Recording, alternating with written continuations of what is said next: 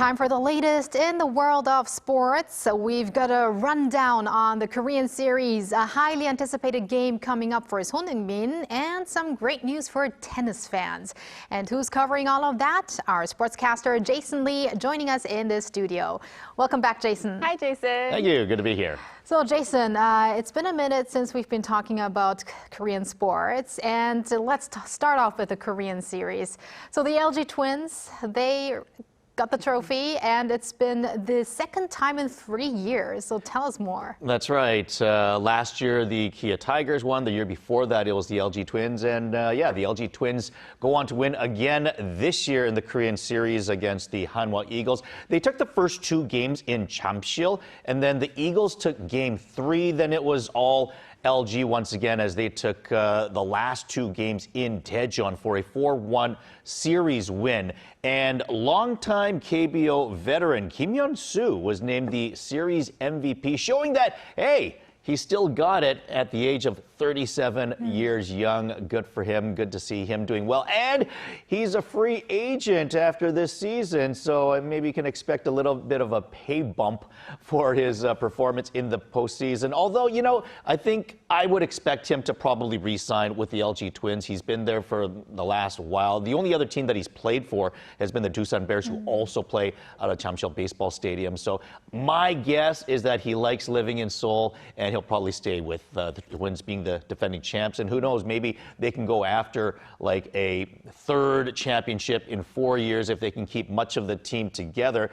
Right now, Park Heung-min is the only other free agent on the team. So if they can keep everyone together, they're certainly going to be one of the favorites to repeat as champions. Meanwhile, the Hanwha Eagles, they're probably going to lose their ace, Cody Ponce, to Major League Baseball because he did so well this year. He's probably going to win MVP, and I would expect that he'll sign with a Major League Baseball team somewhere next season. That will be a big loss for Hanwha, but the core of their team is very young because they struggled for a lot of years leading up to the last couple seasons. So I would imagine that Hanwha will be a good, strong contender for next season as well. I think both these teams should be contending again next year. I like how you said Kim Hyun-soo is 37 years young. Yeah. Because that's kind of similar to my age. Yeah. I feel so young now.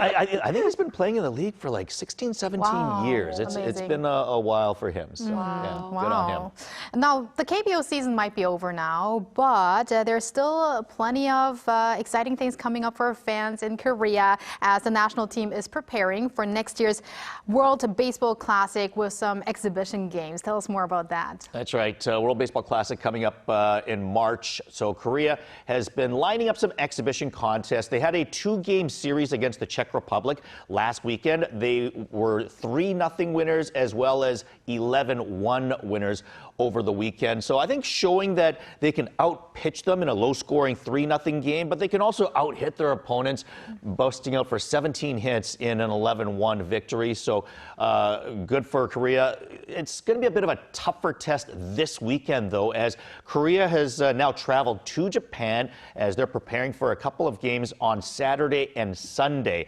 And obviously, anytime Korea plays Japan in any sport, it receives a lot of attention. But these games should be a very good measuring stick, I would say, for Korean baseball, because Korean baseball has improved significantly over the last few years. They've got a lot of good young stars that have developed. And I think this is a good litmus test to see how they do against Japan, who's one of, if not the top team in the world. So to go against them, really see if they can come out with a win or keep a couple of close games. I think it would say a lot. It would set the stage up perhaps for a good rivalry as these 2 teams are going to meet in March for the actual World Baseball Classic as well. So really looking forward to these games.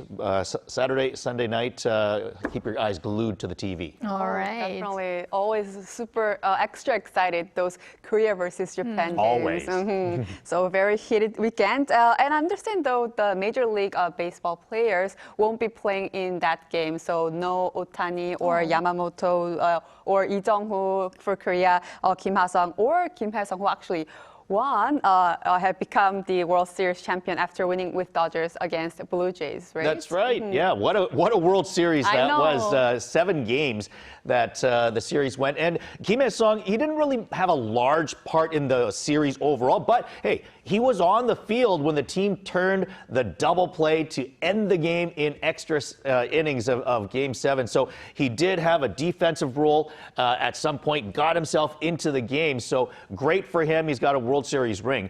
And I think a lot of people were somewhat befuddled by his decision to sign with the Dodgers over, let's say, the Angels or several other teams that were actually interested in offering him more money as well as a larger role on their team.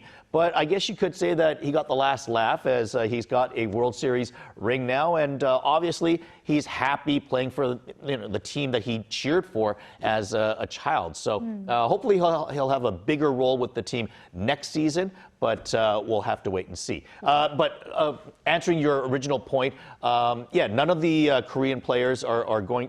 The Korean players from Major League Baseball are going to be playing in the weekend series in Japan as well. Another notable absence is Kim Do-young, the MVP last year for the Kia Tigers. He also has not been playing. He's, trying to come back from an injury. He had a hamstring injury that really sidelined him for most, if not almost all, of the season. So most important is to get him healthy so that he'll be ready to play in March when the games actually do count. Right. Hopefully he'll get better for March. And also we have some unexpected news for Kim Ha-seong. He will opt out of his contract with Atlanta, so he's now a free agent. Yes. Honestly, this was a little bit surprising.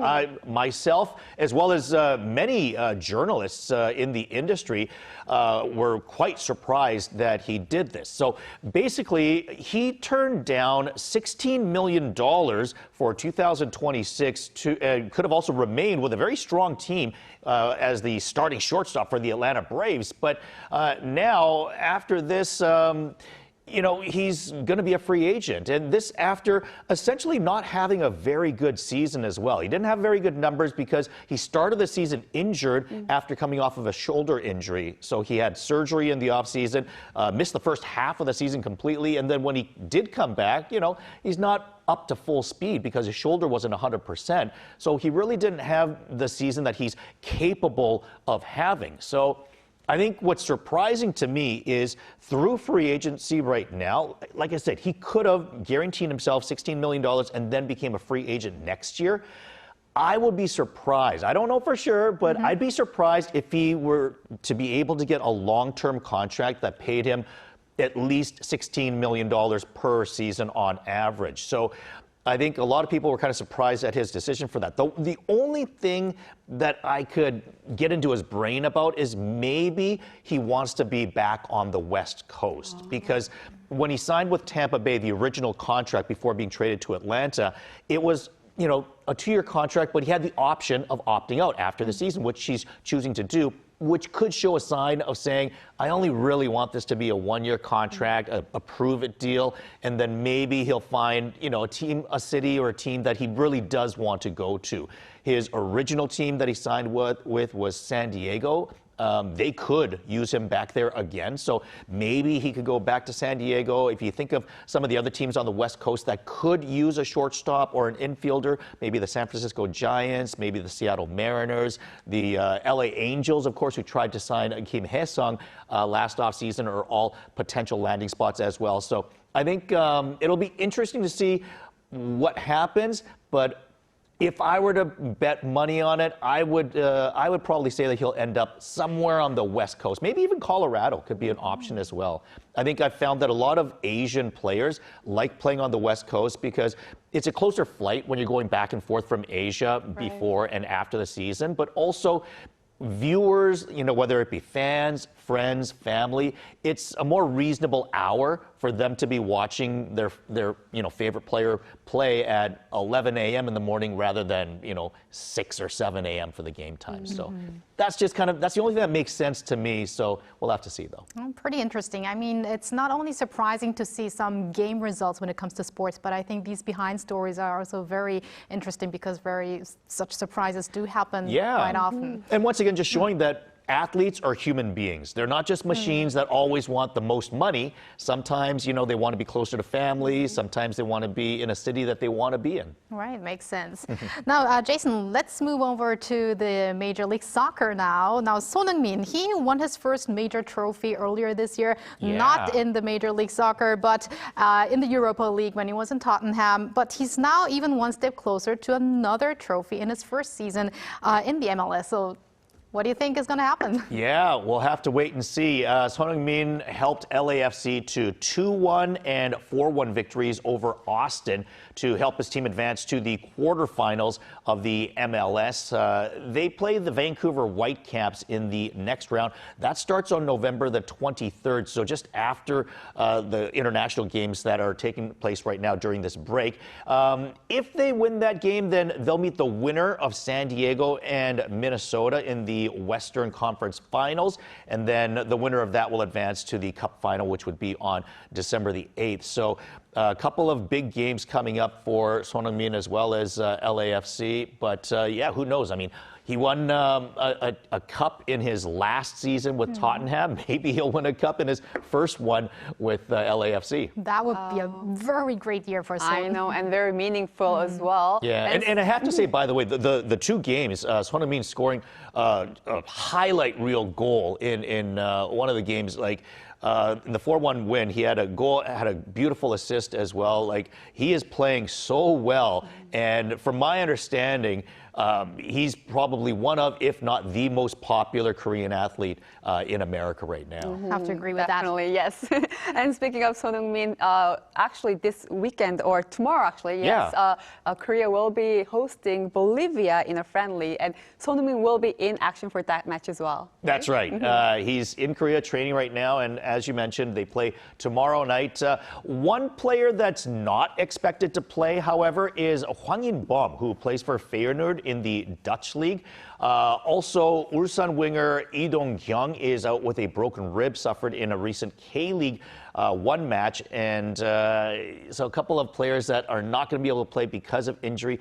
And both, I think, were kind of part of Hong Myung-bo's plans for the team, certainly to shore up their midfield. So it is going to be a loss, but certainly it opens up a lot of opportunity for other players as well. That game will be played in Daejeon tomorrow, by the way, 8 p.m. Also, Korea is going to be hosting Ghana on Tuesday at Seoul's World Cup Stadium in Sangam, and I have already purchased myself tickets to go to that game. I'm going to be taking my dad, who's visiting Korea right now, so we're looking forward to an exciting matchup on Tuesday as well. If you're in the area, you're in Korea, if you're in Daejeon or Seoul, get yourself some tickets. Last I saw, there were some tickets available still.